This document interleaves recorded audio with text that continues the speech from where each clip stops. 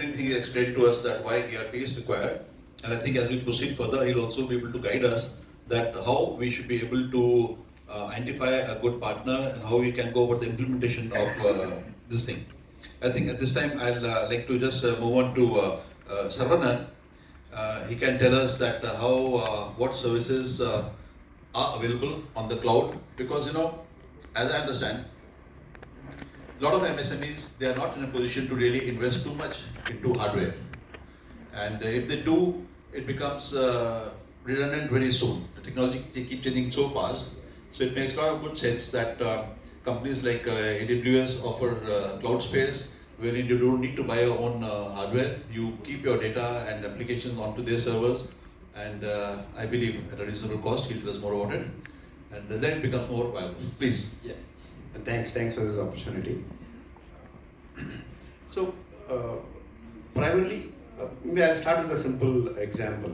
So all of us here are using cloud in a personal capacity, right? All of us have a smartphone, and we all take a lot of photographs. We use WhatsApp. We use so much applications, right? Or we are using a smartwatch, and we are seeing how much of calories we have burned, steps we have walked, etc.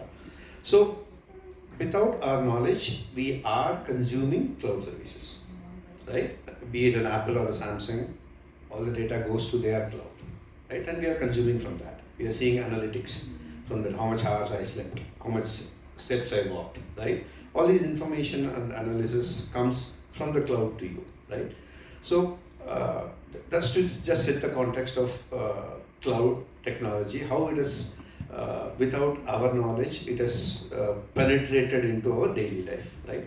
Maybe we would not have realized it, right? Maybe somebody would have thought through, where is this data going, how is it going, and how am I consuming this data, right? So that's how it happens. So coming to business or enterprises from a business side, we are always used to having our data centers. First, maybe we are all used to having our desktop systems where we store our files. Then we slowly move to laptop, and as we move into a working environment, then people talked about data centers where we have all these server racks and data is stored there. It is available. There is a disaster recovery system or a DR site where there is a backup which is happening. So these are all something which always was happening in the back end, right? And the people in the front end was not really worried about those things. And we all know that, okay, there is a network and data is flowing to this network. So what cloud companies like AWS is doing is helping convert your captive or capital expenses into an operational expenses, right? Instead of spending on a high-end server or a data center, spending crores of money upfront, then how can I move that capital expenditure into an operational expenses, right? That's the first thing a cloud company does for you, right? And second thing they do is they offer the flexibility, the scalability, the elasticity that you need, right? You need not, for example, you may plan based on your current road and maybe another 3 years of capacity, you will project it and you will plan that, right? Whereas and after 3 years, you're not sure, okay, whether if your growth is very fast, maybe you already hit that top in the first year itself, which means you have to again invest. Or if your business is not growing that fast, then maybe you will not even use the data center for next 5 years, right? So it's a dead investment for you, 5 years of upfront investment. So that is where a cloud service company helps you scale as you grow, right? And as you grow, you pay it's like an electricity energy meter, right? You pay, as you consume, you pay for it. That's it, right?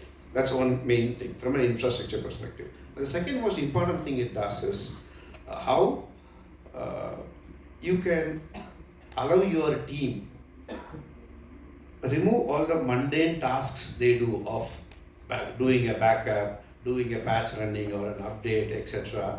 How you can remove those mundane tasks and allow that team to do your core business activity, right? If you are in the process of, in the business of designing a garment, your team can focus on designing new age garments, new age fabric, right?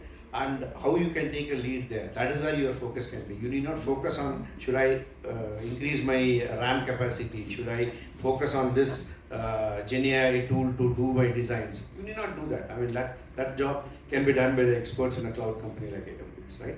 So this is how it helps in allowing you to focus on your core business area, right? That's the second thing. The third thing is the reliability it brings and the scalability it brings, right?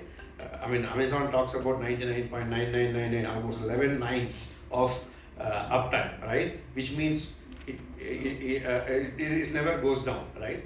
Practically. So it means your data is always available at any point of time.